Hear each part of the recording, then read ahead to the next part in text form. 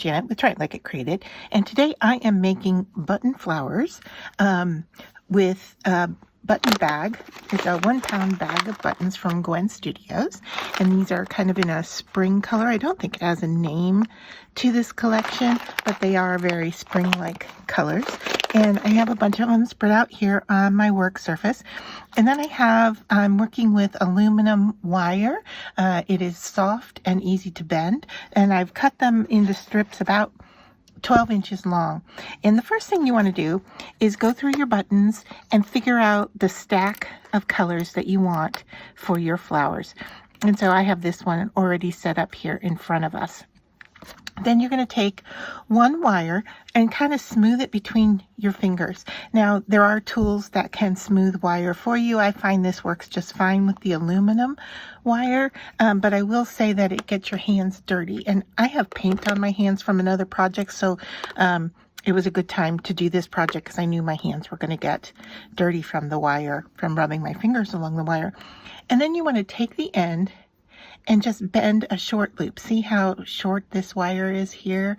Less than probably 2 inches.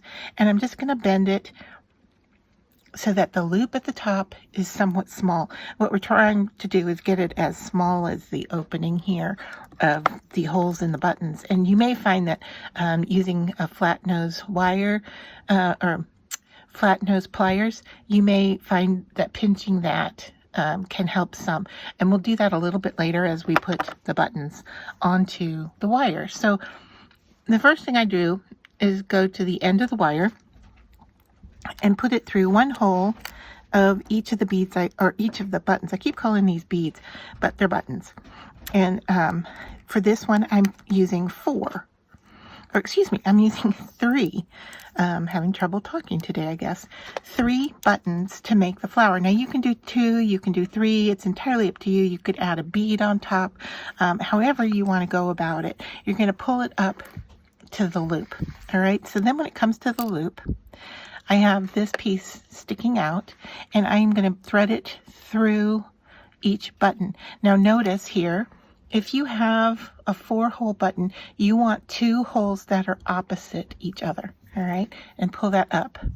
Don't pull it all the way up, but just pull it up so you can get to this tail again and get to your next button, all right? So I'm going in the opposite, and then my last button here, the opposite. And I find that that works pretty well if you do one at a time and kind of lift the prior button up and out of the way. Now we're going to stack them together and push them so that we can get up to the top. All right. So you can see now that I have this loop that I need to get rid of. So now that I've pulled this up pretty tight, pinching this together a little bit, I can finagle those up until that wire is sitting very tight in the top button. All right. Now on the back, what you want to do is cross these 2 wires, and you want to cross up very tight to your buttons. All right. Now I'm going to hold them in my hand like so, with my thumb in the cross, and then I'm kind of supporting this side and this side with my fingers. All right. Now I'm holding on to that. Now I'm left-handed, so I'm doing that with my left hand, and then I'm going to hold on to the button and twist the button so that it twists the wires together.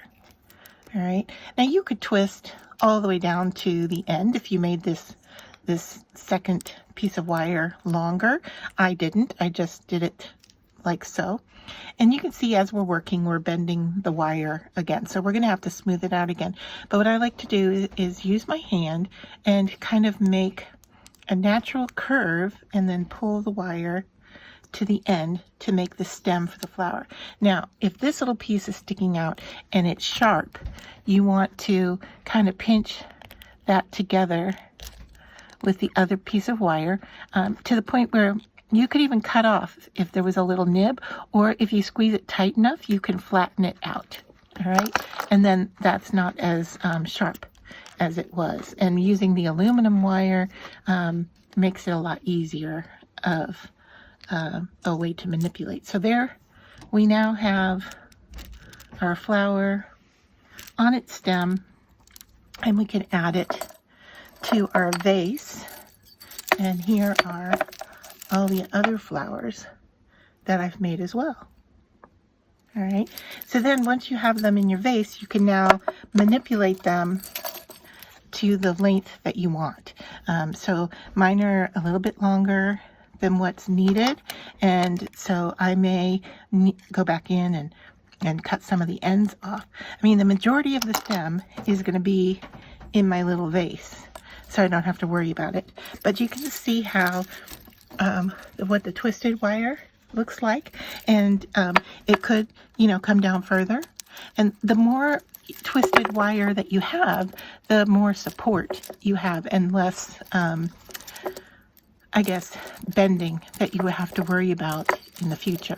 So then you can just make as many as you would like to be in your vase of flowers. Make some of them stand up, make some of them shorter, some of them taller, but it makes for a really pretty decoration. And then, of course, since I'm using this kind of spring collection of colors, all of my button colors, you can see here, coordinate together. If you would like your flower arrangement to stay tighter together instead of loose in your vase, you can twist all of the wires together. And now I'm going to put them into my glass, and now I can move them to make the arrangement as I desire. And so now you can see how they're more compact and they're going to stay in place.